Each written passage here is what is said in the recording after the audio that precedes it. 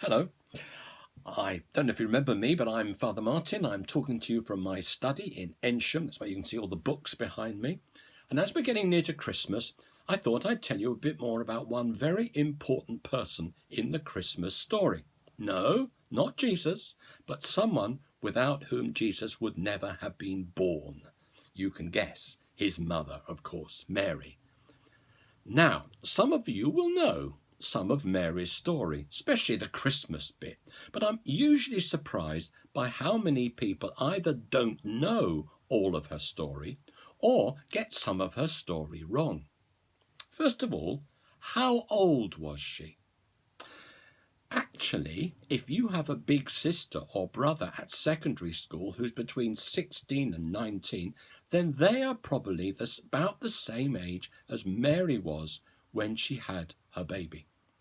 There she was, living with her parents in Nazareth, when she had a vision in which a man stood before her and told her she was going to have this special baby called Jesus. This man was an angel, a messenger from God, but Mary said, "How can this happen?" Now you might think that's a bit strange. Surely she could see this was an angel. But you're assuming that angels, or most angels, always have wings, so you can tell that they are angels. But actually, most angels, when they appear in the Bible, just look like ordinary people, so that no one realizes they are angels. And that's what happened to Mary, and why she asked, "How can this happen?" I guess it was as the baby began to grow within her that she began to realize that she had indeed met an angel from God, and to realize that God was with her in a special way, and that her baby, whom she would call Jesus, would be special too. Now, what does Mary do next? She might have stayed quietly at home until the baby was born. But Mary's not that kind of girl. Instead, she decides to go and visit her cousin Elizabeth, and so sets off to walk there. I guess that if you have cousins that you visit, you go there by car. But there were no cars, as you know, in Mary's day, and probably no donkey. So, of course, she walks. It probably took her a long time. Can you guess how long? It would be like walking from here to London, which is about 60 miles. We humans walk at about 3 miles an hour.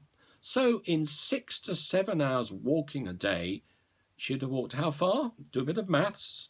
7 times 3 equals 21 miles.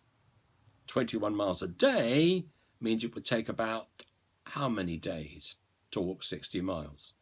You clever ones have got it already. 3 days, about 3 days.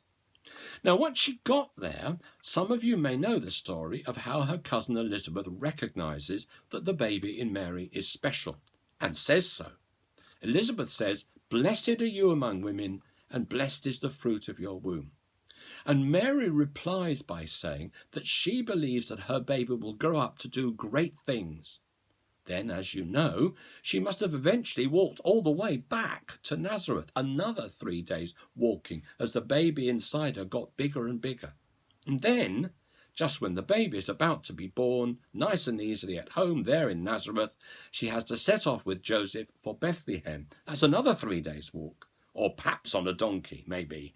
And that's why Jesus is born in Bethlehem and not in Nazareth. I wonder if you know where you were born. It may not be where you live now. Why not find out from your mum? Now, I'm not going to tell you the Christmas story because you already know that, but instead I want you to think about what happens to Mary next. You see, Mary and Joseph, as people who believed in God, want to take the baby Jesus to the temple for special prayers, a bit like people take babies to church to be christened. Luckily, the temple is in Jerusalem, which is only about a 2-hour walk from Bethlehem. Not far at all. Now, more maths for you. 2 hours walk makes it how far from Bethlehem to Jerusalem? The clever ones of you will remember, 3 miles an hour, so it's about 6 miles. You can look it up on Google Maps, put in Bethlehem and Jerusalem and see the distance for yourself. It's certainly a lot easier than that walk from Nazareth.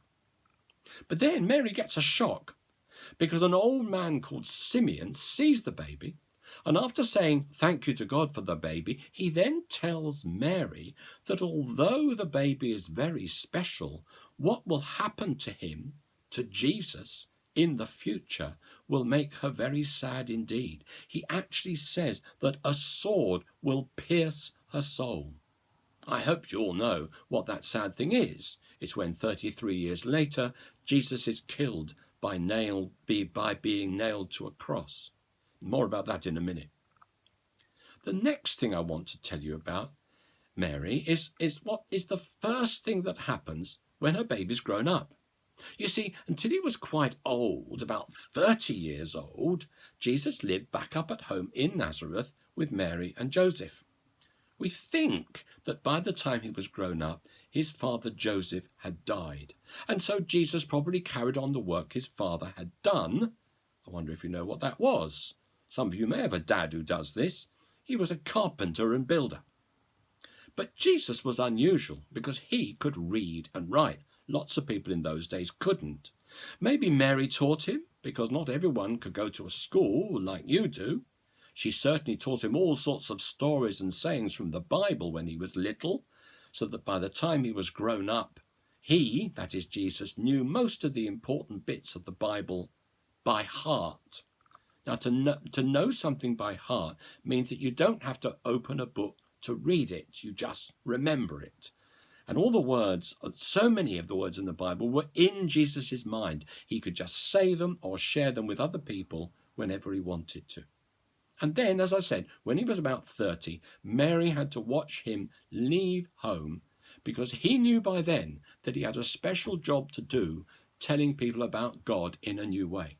That God was like a loving father rather than like a stern judge. And this really annoyed the important people who were in power, who used God to keep people under control. But Mary didn't stay at home long, because it seems that she joined with a small group of women who followed Jesus around and looked after him and his disciples until the moment when those people in power arrested Jesus, and almost all his friends ran away. As I mentioned earlier, we're coming up to Mary's saddest moment as her son Jesus was killed in a horrible way. But unlike most of his friends who were too frightened to be there, Mary was brave enough to stand there and watch her son Jesus die. She was certainly very sad, as the old man in the temple had told her she would be. She felt the pain of his dying. She certainly cried a lot, but she did not run away. She was a strong, brave woman. And the Bible tells us there was one person who supported her at the time. For Jesus had a best friend called John, and John stood with Mary. Then, just before he died, Jesus asked John to look after Mary, and that's what John did for the rest of Mary's life. As you may know, at first all those friends of Jesus who had run away scared, the men we call his disciples, were just scared, frightened the soldiers would come and get them next. But then, suddenly, they began to meet Jesus in a new way, alive again. We call that experience Easter. And then about 7 weeks later, they were all back together again in a room in Jerusalem, and Mary and the other women were there too. And as they prayed, they felt God's power, what we call his Holy Spirit, coming to them. And they stopped being scared and went out to tell people about Jesus, supported by the prayers of strong, brave Mary. So now you know what an important person Mary is, not just at Christmas, but all the way through every year. So now I'm going to say a prayer. If you'd like to just shut your eyes and put your hands together.